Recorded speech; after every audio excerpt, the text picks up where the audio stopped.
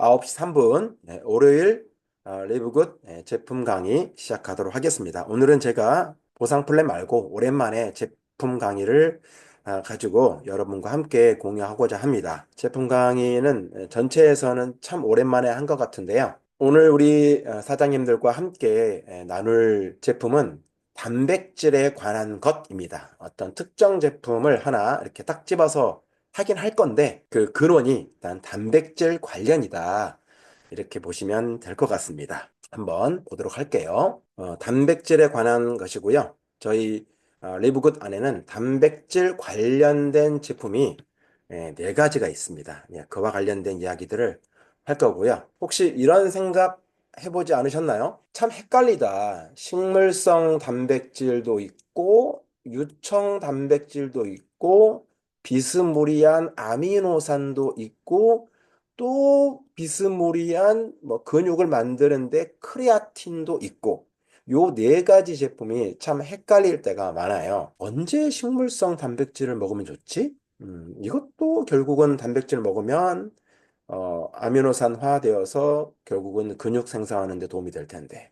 그러면 도대체 유청 단백질은 왜 또 만들어 놓은 거야? 결국 단백질이 분해되어서 아미노산이 될 건데, 그러면 또 아미노산은 제품은 왜 만들어 놨을까? 섭취하고 누워만 있어도 이렇게 근육이 만들어진다는 크레아틴은 왜 또 만들었을까? 이런 이제 의구심이 들 수 있고요. 소비자나 다른 파트너 사장님들께서 도대체 단백질 관련해서 또 근육 생성 관련해서 어떤 걸 먹으면 되나요? 이렇게 질문을 했을 때 딱히 구분해서 그 찝어주기가 참 애매한 녀석들이 바로 이 네 가지 제품입니다. 식물성 단백질, 육청 단백질, 아미노산, 크레아틴. 우리가 이렇게 출발하면 좀 좋을 것 같아요.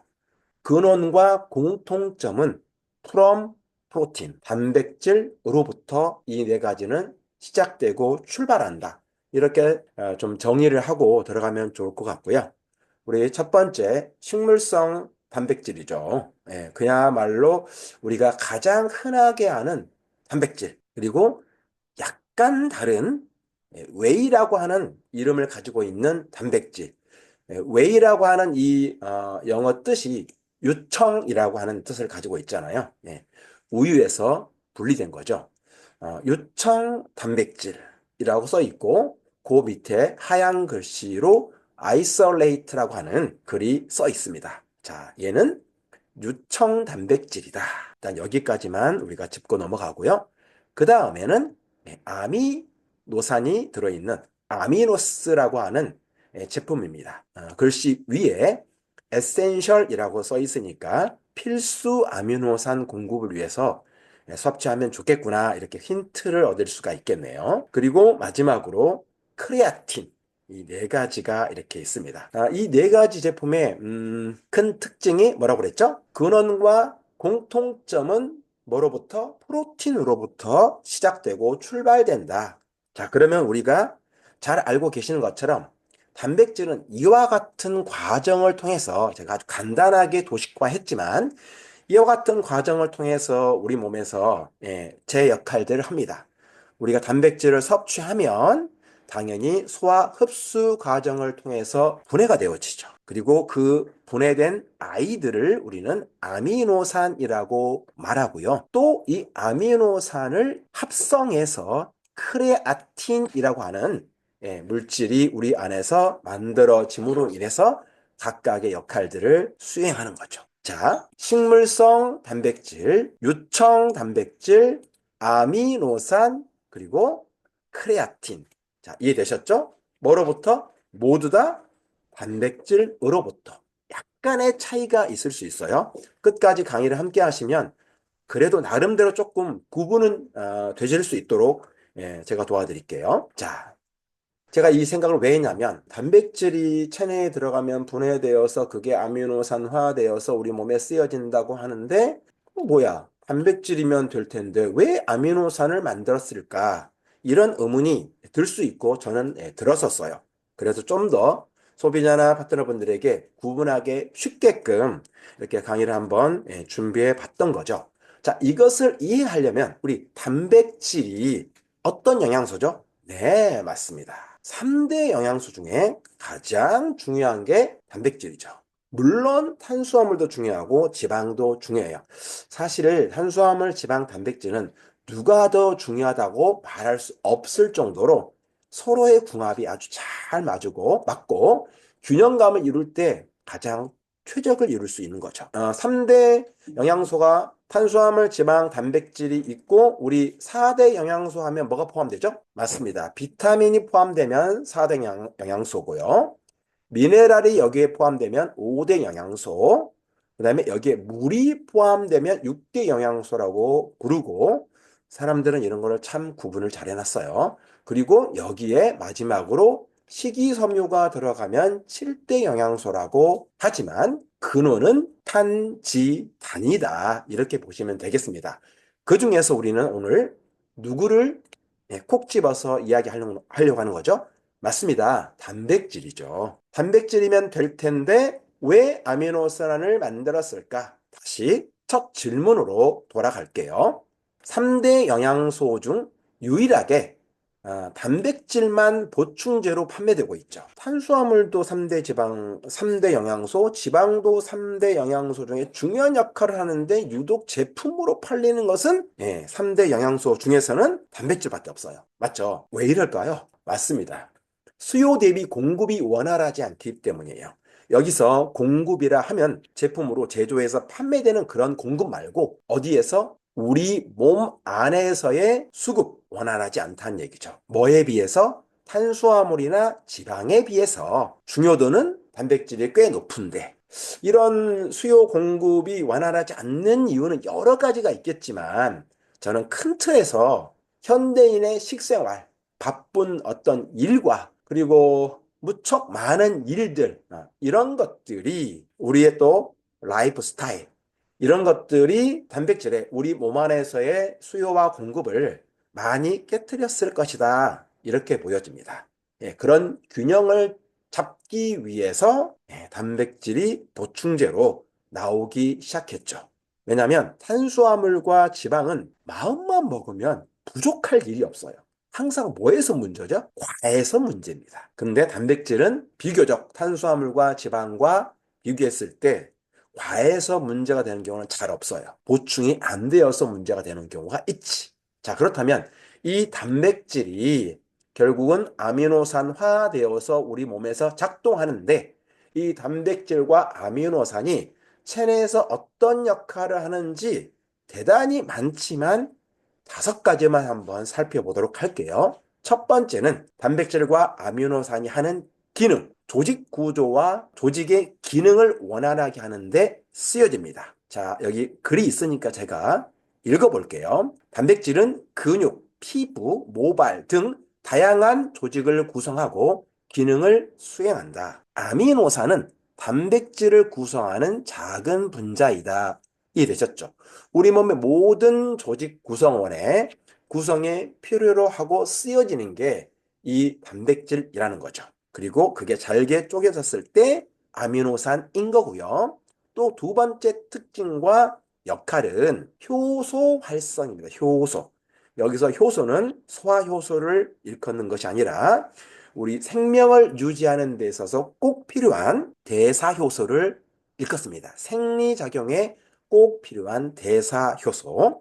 자, 효소는 뭘로 구성되어 있고 단백질로 구성되어 있고 아미노산은 효소 자체가 아닌 효소를 구성하는 하는데 사용되어지는 물질이다. 뭔 말인가 싶겠지만 쉽게 얘기하면 단백질이 아미노산으로 잘게 쪼개지면서 이 아미노산에 의해서 대사 활동에 생리작용에 꼭 필요한 효소를 활성화시키고 생성하는데 중요한 역할을 하더라. 자, 세 번째는 호르몬을 분비하고 생성하는 데에도 꼭 단백질이 필요합니다. 일부 호르몬은 단백질로 구성 자체가 그렇게 되어 있습니다. 아미노산은 호르몬의 구성 요소가 될 수 없지만 단백질 자체는 아니다. 이 말도 참 어려운, 해석해보면 어려운 말일 수 있는데 그냥 쉽게 표현하면 단백질과 아미노산은 우리 몸에 중요한 호르몬들을 생성하고 분비하는 데 있어서 꼭 필요한 필수 물질이다. 그런 요소다. 이렇게 쉽게 보시면 될 것 같아요. 자, 네 번째는 뭐냐면 면역 기능입니다. 사실 뭐 면역 기능을 감당하는 것이 이뿐이겠습니까? 여러 가지가 있죠. 비타민도 그렇고 미네랄도 그렇고 뭐 항산화제도 그렇고 파이토케미컬도 그렇고 자, 그렇지만 역시 단백질과 아미노산도 기본적으로 면역 체계를 활성화하는 데 도움을 받을 수가 있죠. 그런 면역의 역할을 담당하고 있는 모든 것들을 총칭해서 우리가 항체라고 얘기하죠. 항체는 주로 단백질로 구성되어 있으며 아미노산은 항체를 구성하는 단백질의 구성 요소이다. 하지만 항체 자체는 아니다. 이렇게 표현하고 있는데 이거를 좀 더 쉽게 표현해 보면요. 우리 코로나가 굉장히 창궐했을 때 전 세계적으로 뭘 만들려고 그랬죠? 백신. 백신을 만들었잖아요. 결국 백신은 뭘로 만듭니까? 코로나의 단백질 구조를 분석해서 그 구조에 대항할 수 있는 물질을 약으로 만드는 게 백신인 거죠. 그때 알아야 될 게 이 코로나 이 아이가 어떤 단백질 구조를 가지고 있는지를 알아야지만이 거기에 대항할 수 있는 다른 구조물을 만들 수 있는 거죠. 그게 다 단백질 구조로부터 출발하는 거야. 그래서 면역 기능에 중요한 역할을 한다. 마지막으로 다섯 번째, 수송과 저장입니다. 뭐의 수송과 저장인가요? 맞습니다. 영양소를 수송하기도 하고 운반하는 거죠. 당연히 운반은 이제 혈액 내 헤모글로빈이라고 하는 그런 운송 체계, 차량을 타고 전신에 퍼지는 거죠. 운송도 하지만 어때요? 필요한 양만큼 쓰여졌으면 조금 저축해 두기도 합니다. 그래서 나중에 급하게 필요할 때 또 꺼내 쓸 수 있도록 하는 역할들을 하는 거죠. 이와 같이 대체적으로 다섯 가지 큰 틀에서 단백질과 아미노산이 우리 몸에서 어떻게 작동하는지, 어떻게 쓰여지는지, 어떤 역할을 하는지를 우리가 한번 살펴봤었고요. 이런 역할들이 어떤 과정을 통해서 이루어지는지를 전 페이지에서 봤지만 한 번 더 보도록 할게요. 자, 이런 과정입니다. 자, 단백질이 우리 몸에 들어왔어요. 내 몸에 들어왔어요. 자, 그리고 분해라는 과정을 거칩니다. 분해는 소화 흡수라고 하는 과정을 통해서 이루어지겠네요. 소화 흡수는 어디서부터 이루어지죠? 맞습니다. 우리의 입 안에서부터 시작됩니다. 치아로 잘게 잘게 부수고 입안에 있는 또 침들을 통해서 또 아밀라제가 나오면서 또 식도를 거쳐서 위를 거쳐서 어디로 가죠? 맞습니다. 십이지장으로 내려가기 전에 간에서 분비된 담즙산, 담즙산에서 조합을 이루고 췌장에서 탄수화물, 지방, 단백질을 분해할 수 있는 이런 효소들을 지원을 받아서 십이지장을 거쳐서 소장을 거쳐서 어떻습니까? 한 바퀴 뺑 도는 대장을 거쳐서 상행결장, 평행결장, 하행결장을 통해서 직장, S결장, 그리고 항문까지 이루어지는 이런 모든 과정들을 소화 흡수라고 하는 거죠. 이 과정 동안에 뭐가 일어납니까? 분해라는 것이 일어나는 거죠. 그리고 이 단백질은 아미노산화되어서 잘게 쪼개져서 우리 몸에 들어온다고 했는데 대부분의 단백질은 어디서 분해가 되죠? 예, 맞습니다. 간에서 분해가 돼서 각 근육으로 쓰여지죠. 그런데 특별한 아미노산은 간에서의 합성 과정, 간에서의 분해 과정을 거치지 않고 직접 근육으로 다이렉트로 가는 그런 아미노산이 세 가지가 있어요. 그게 이류발입니다. 한글로 써볼게요. 제가 이거 외웠어요. 이류발. 외워두시면 편합니다. 이류발이 뭐냐면 저는 축구를 잘하는 인류가 아니에요. 못하는 이류발을 가지고 있어요. 이렇게 외웠었는데 이소류신, 류신, 발린이라고 하는 이 세 가지 아미노산은 간의 대사를 거치지 않고 바로 근육으로 직행하기 때문에 근육을 생성하는 데 있어서 이 이류발이라고 하는 세 가지 아미노산은 대단히 중요합니다. 아미노산인데 단백질인데 이소류신, 류신, 발린이 없다는 얘기는 말이 안 되는 거죠. 그렇기 때문에 이런 직행하는 아미노산을 우리가 분지 아미노산이라고 불러요.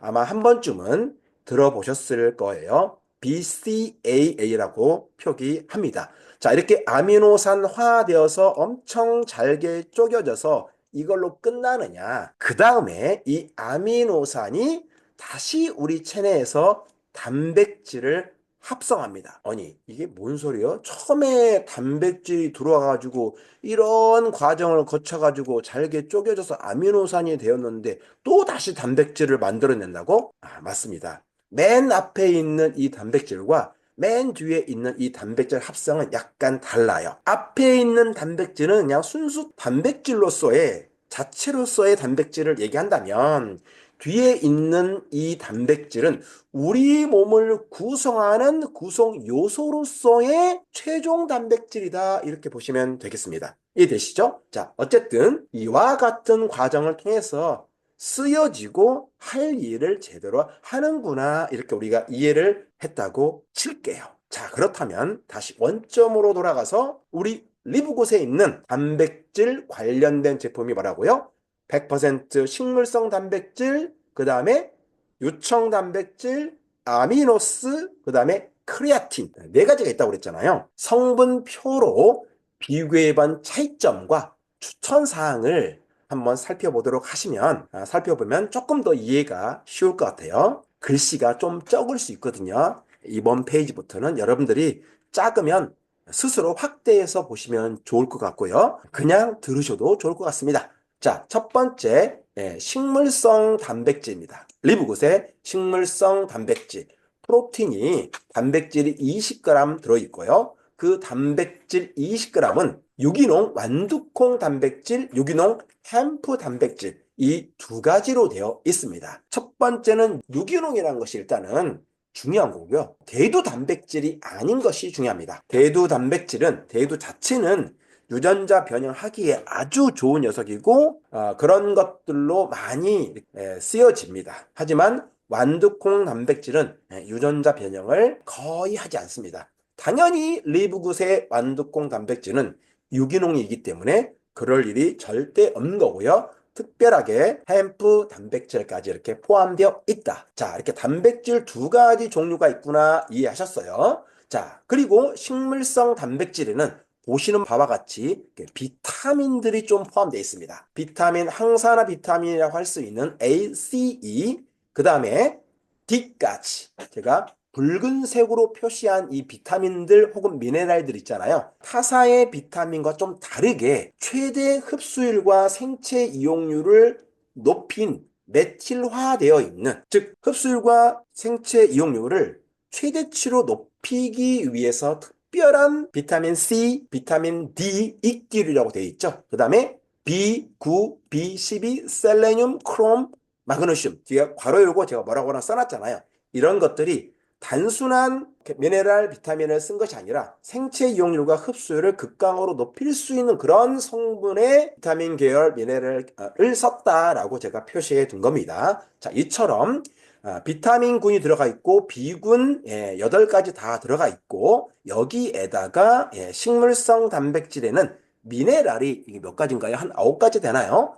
이 같이 들어 있습니다. 그리고 유기농, 식물, 그리고 솔트, 그 다음에 구악금이라고 하는 식이섬유, 그 다음에 구연산 이렇게 구성되어 있어요. 아, 이렇게 구성되어 있구나. 식물성 단백질이 눈으로만 이해하셔도 됩니다. 그 다음에는 웨이 단백질입니다. 유청 단백질. 자, 유청 단백질은 좀 길죠. 유청 단백질에도 프로틴이 단백질이 20g 들어 있습니다. 자, 식물성 단백질에 들어있는 단백질 20g은 어디에서 유래됐다고 그랬죠? 완두콩과 햄프. 그렇다면 웨이의 단백질 20g은 어디서 나온 거예요? 맞습니다. 웨이니까 유청에서 발현된 프로틴 단백질입니다. 이해되셨죠? 그리고 이 웨이에는 아미노산이 제법 많이 들어있어요. 18가지 필수, 비필수 아미노산이 함유되어 있습니다.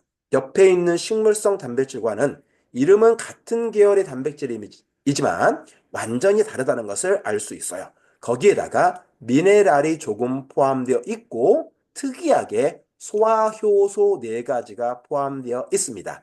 아밀라제, 탄수화물 분해, 리파제, 지방 분해, 프로티아제, 단백질 분해, 락타제, 유당 분해 이렇게 되어 있습니다. 여기에다가 유기농 식물들과 소금 그리고 초유로부터 발현된 우유가 포함되어 있습니다. 이 초유가 중요하죠. 결국 웨이 프로틴은 유청 단백질인데 어디서부터 유청을 얻을 수 있나요? 우유에서 얻을 수 있는 거죠. 분리 과정을 통해서. 그런데 그 우유가 그냥 우유가 아니라 초유라는 거죠. 우리 여성 사장님들은 초유가 뭔지 너무나 잘 알죠.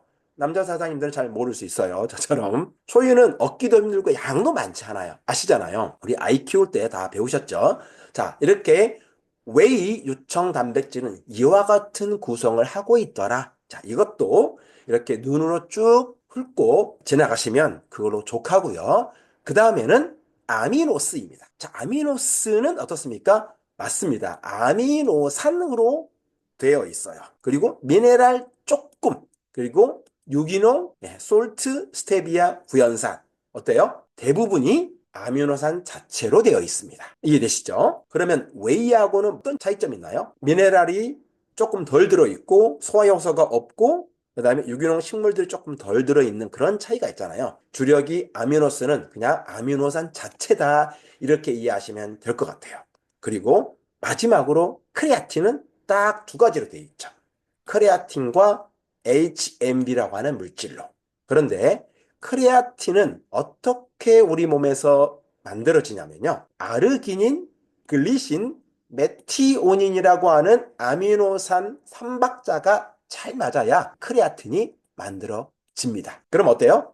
아미노스를 잘 드시면 크레아틴을 잘 만들 수 있겠네요, 우리 몸에서. 그러면 굳이 크레아틴 만들지 말지, 헷갈리게. 아미노산 하나만 잘 먹으면 그냥 크레아틴 잘 생성되겠네. 그렇게 생각할지 모르지만 용법이 조금씩 다르기 때문에 일부러 만들어 놓은 겁니다. 그리고 HMB는 류신의 일종입니다. 제가 좀 전에 이류발 해가지고 이소류신, 류신, 발린 해가지고 요 세 가지가 어떤 아미노산이라고 그랬죠? 분지 아미노산. 간의 대사를 거치지 않고 직다이렉트로 근육으로 직행할 수 있는 녀석들이 요 세 가지라고 그랬잖아요. 그 중에 하나 류신이 바로 HMB가 바로 이 류신의 일종입니다. 이해되셨죠? 이렇게 요 네 가지 헷갈린 녀석들이 성분표를 보니까 조금 더 이해도가 높아졌을 거라 생각합니다. 어떻게 높아졌나요? 자, 그런데 제가 다시 이 표를 한번 봐보세요. 식물성 단백질에서 미네랄 쪽으로 한번 봐주시겠어요? 미네랄 중에 여러 가지 미네랄이 들어가 있는데, 자, 마그네슘을 제가 파란 색깔로 표시했습니다. 마그네슘이 있고요. 웨이에도 마그네슘이 있고요. 아미노스에도 마그네슘이 있습니다. 마그네슘은 왜 이렇게 자주 등장할까요? 마그네슘은 유명인입니다. 유명 연예인이에요. 미네랄 중에서 유명 연예인 하면 마그네슘이에요. 저희 리브그 제품 중에 울트라 마그네슘이 있죠. 왜 울트라 마그네슘을 단독 제품으로 만들었다고 제가 여러 번 얘기했죠? 마그네슘은 우리 체내에서 325가지 생체 효소로 이렇게 쓰여집니다. 325가지 효소 반응에 꼭 필요한 녀석이 미네랄 중에서 마그네슘인 거예요. 그래서 이 단백질 관련된 제품들에도 이 마그네슘이 들어갔다. 이렇게 팁으로 이해하시면 어떨까? 이런 생각이 듭니다. 그 다음에 이제 이렇게 성분표를 간략하게 살펴봤는데요. 이제 어떻게 이 아이들을 잘 활용하면 좋을지를 한번 볼게요. 왼쪽에 있는 성분표를 오른쪽에 있는 이 그림을 보면서 제가 짧게 정리했다라고 보시면 될 것 같아요. 자, 식물성 단백질 먼저 눈을 따라와 주시고요. 어떻게 구성되어 있나요? 단백질 두 가지 있었지. 그 다음에 제가 갑자기 멀티비타민을 써놨어요. 왜 그렇죠? 맞아요. 식물성 단백질에 들어있는 각종 비타민, 항산화 비타민, 그리고 비타민 B군 미네랄들이 마치 뭐랑 클로즈업이 되죠? 맞습니다. 멀티비타민과 성분으로서 클로즈업이 됩니다. 그리고 아미노산이 아예 없죠. 이게 식물성 단백질의 구성입니다. 다시 한번 이제 웨이를 정리할게요.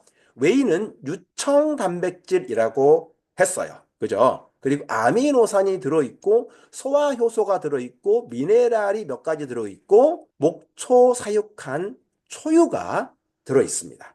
초유로부터 사실은 얻은 유청 단백질이죠. 자, 이렇게 구성이 되어 있고요. 아미노스는 온이 이미 분해된 아미노산은 단백질이 분해되어서 잘게 쪼개진 것이라고 얘기했으니까 이미 분해된 아미노산으로 대부분이 구성되어 있다. 따라서 단백질의 분해 과정이 필요 없는 거죠. 마지막으로 크레아틴입니다. 크레아틴은 크레아스라고 하는 그리스어에서 유래가 됐는데 고기 또는 살 이런 뜻을 가지고 있어요. 그래서 크레아틴은 근육 발전소이고요. 또 근손실 방패막이라고 단정 지어서 조금 표현해도 과하지 않습니다. 자, 표를 아주 짧은 단어로 제가 요약해 드린 거고요. 그 다음에 이것이 어떻게 쓰임새가 있는지 한번 볼게요. 어떤 목적으로 섭취하면 좋을까? 자, 먼저 뭘 보죠? 맞습니다. 식물성 단백질을 볼게요. 이 식물성 단백질은 종합적인 영양 공급을 목적으로 합니다. 종합적인 영양 공급을 목적으로 하며 여기에 단백질을 추가한 것이 멀티비타민과 다른 점이에요. 이해되시죠? 식물성 단백질은 멀티비타민과 그 구성 성분이 거의 흡사하거든요. 쉽게 말해서 멀티비타민의 고품질의 다량의 단백질 두 가지가 포함되어 있는 것을 식물성 단백질이라고 이해하시면 쉽다는 얘기죠. 그래서 토탈 영양 케어, 토탈 영양 공급이죠. 그래서 여러분들이 정말 기력을 빨리 찾고 싶고 충분한 영양 공급을 받고 싶다면 어떻게 드시면 되겠어요? 맞아요. 멀티비타민 캡슐로 되어 있으니까 그 아이 먹을 때 프로틴을 식물성 단백질을 물에 타서 캡슐을 삼킬 때 같이 먹으면 아주 좋겠죠. 토탈 영양 공급 케어의 목적을 두고 있다. 두 번째, 웨이 단백질입니다. 단백질과 아미노산을 동시에 공급하는 것을 목적으로 하고 있습니다. 단백질과 아미노산을 동시에 공급하는 것을 목적으로 하고 있어요. 소화 흡수 면에서 유청 단백질이 더 용이합니다. 누구에 비해서? 그냥 식물성 단백질에 비해서. 유청 단백질이, 웨이 단백질이 소화 흡수가 가장 빠르거든요. 그런데 우리 유청 단백질에는 또 뭐까지 있어요? 소화 효소까지 거기다가 덤으로 추가했어요. 그러다 보니까 한 번 더 흡수를 도와줘요. 여기에다가 리브곶의 유청 단백질은 WPI라고 하는 유청 단백질이어서 WPC라고 하는 단백질보다 더 높은 흡수율을 또 한 번 업그레이드 시켜줘요. 다음 페이지에서 WPI와 WPC를 제가 비교해 드릴 테니까 이런 단어가 있구나 이렇게 생각하시면 됩니다. 사실은 WPI가 별 뜻은 아니에요.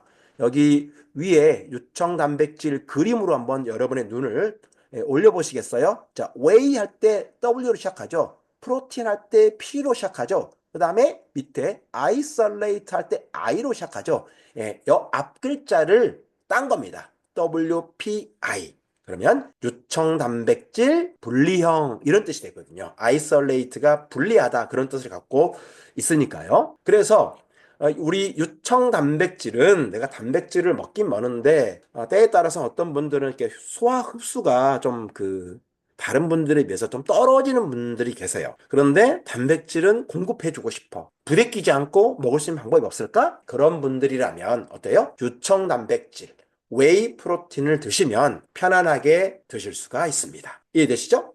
자, 그 다음에 세 번째는 아미노스입니다. 아미노스. 이 아미노스인데, 아미노스는 온전한 아미노산으로만 구성이 되어 있어요. 그러다 보니까 유당불내증으로 유청 단백질 소화 흡수에 어려움을 겪는 사람들에게 대안이 될 수 있습니다. 이게 무슨 말이냐면, 제가 좀 전에 설명했던 여기 우리 유청 단백질 있잖아요. 이 유청 단백질에는 유당이 조금 포함되어 있을 수 있어요.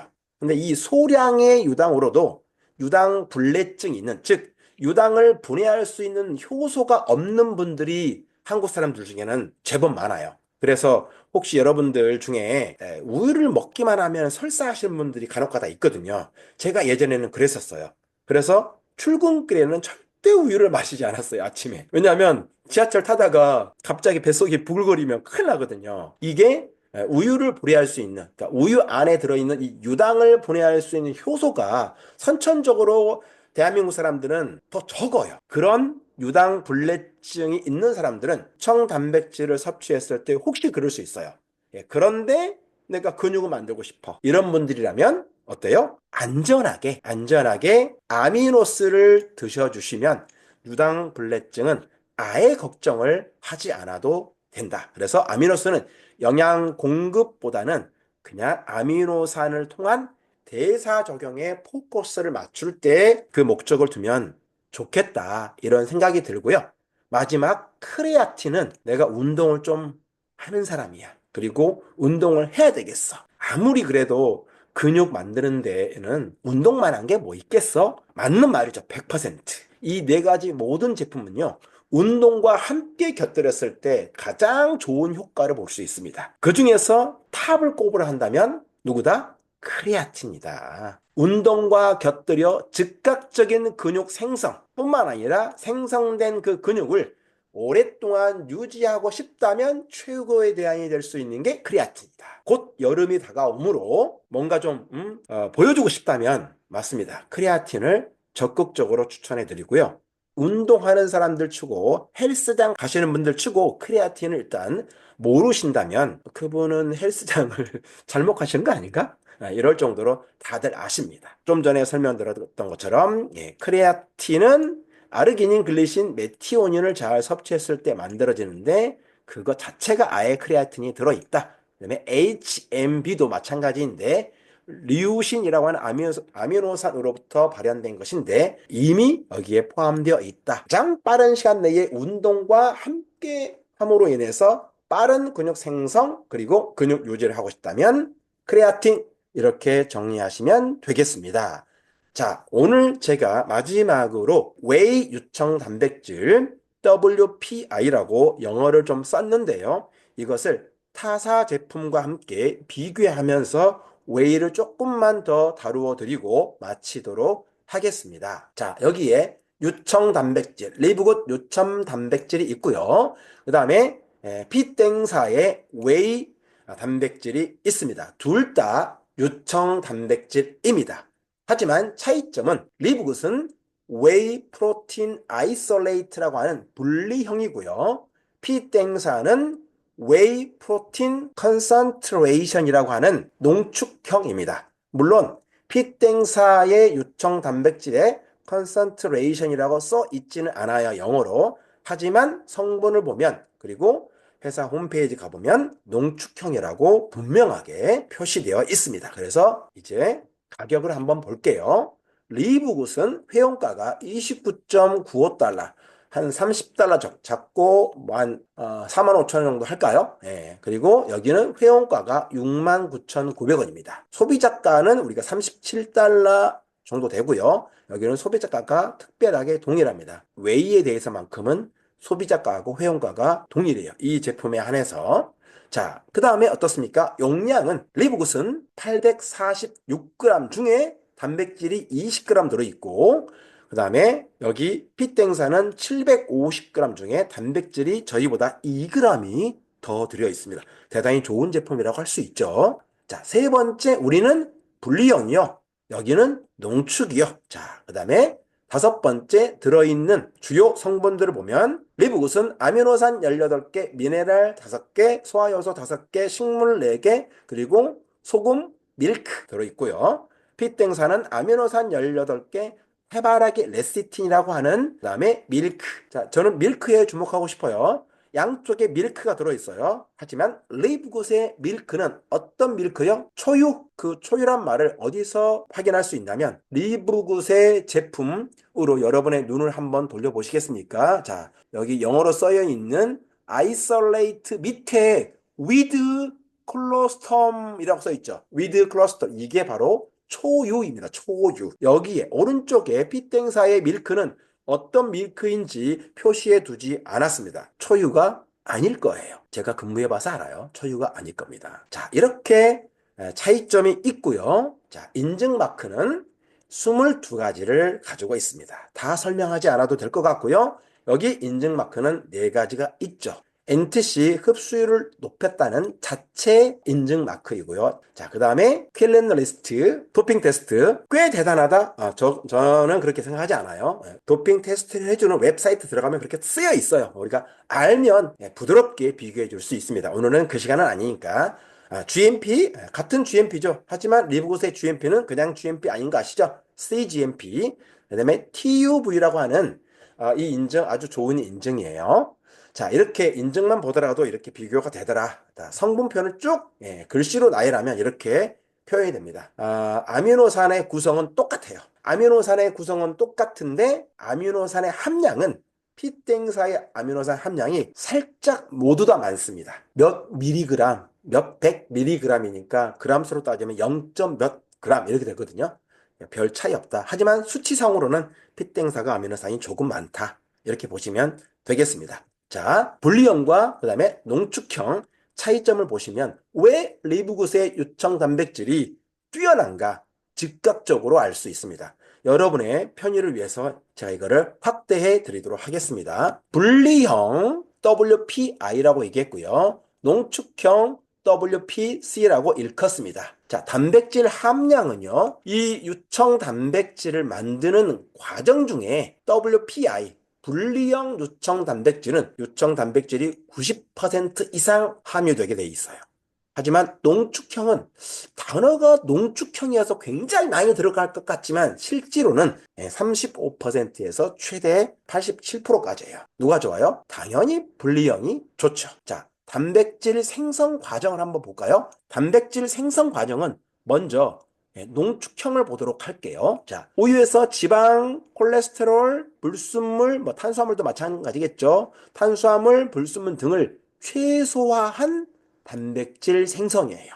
그런데 분리형 유청 단백질은 WPC에서 이미 분리된 거죠. WPC에서 이미 분리되었지만 거기에서 몇 단계, 한 서너 단계 더 있어요. 미세 필터링을 더 거치는 거예요. 과정을 거쳐서 비단백, 단백질이 아닌 거죠. 비단백 성분을 충분히 더 제거하고 유당을 최소화해서 만들어진 단백질이 분리형 요청 단백질인데 그게 리브굿이다. 유당 함유가 중요해요. 모두 다 우유로부터 발현되는 거니까. 자, 유당 함유 분리형 리브굿 극미량이에요. 거의 0점대예요. 자, 농축형 유당과 지방과 탄수화물을 제거하긴 했어요.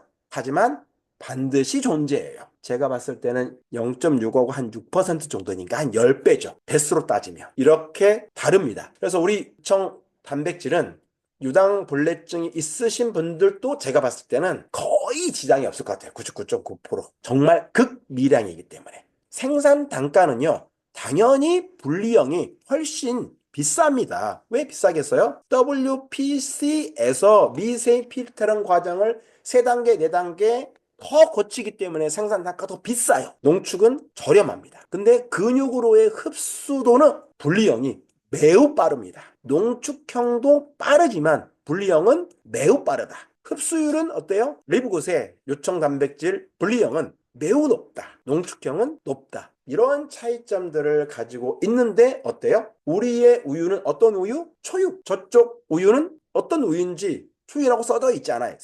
그게 초유였으면 반드시 표기했을 거예요. 자랑할 만하니까. 가격, 함량, 여러 가지를 비교해 봐도 어떻습니까? 리브굿이 훨씬 앞서 있죠. 그런 것처럼 제가 서두에 말씀드렸던 것처럼 저희 리브굿 제품은 이리 보고 저리 보고 곱씹어 보고 뜯어 보고 벗겨 보고 해도 어때요? 어느 것 하나 흠잡을 게 없더라. 우리가 많이 팔아서 많은 수당을 받을 수 있는 것은 아니지만 이런 좋은 제품을 마음껏 부담 없이 이용할 수 있는 그런 컨셉을 갖고 있다면 충분히 회원이 될 만하다, 자랑할 만하다 이렇게 강력히 주장하는 바입니다. 오늘 강의는 여기에서 마치도록 할게요. 이번 한 주도 건강한 한 주 되시기 바랍니다.